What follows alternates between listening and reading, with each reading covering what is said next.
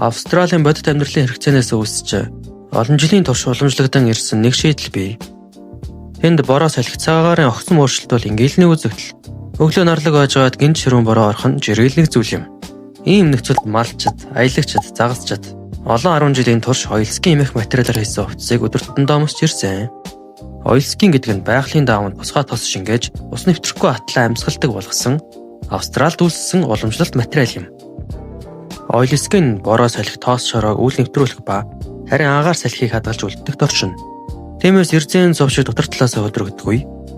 Ус гадаргуу дээр нь шингэхгүй ухуулж ундагч даавн амьсгалж байдаг учраас урт хугацаанд өмсгөх тухтай хээр тал гадаа ажиллах орчинд хамгийн найдвартай сонголт болдог.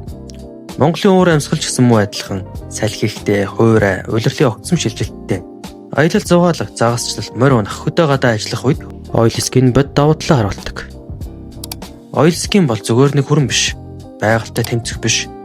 Зохицож амьдрахад зориулагдсан шийдэл юм. Удахгүй манай албан ёсны сайт нээгдэх тул та бидэнд хамт байгаарай.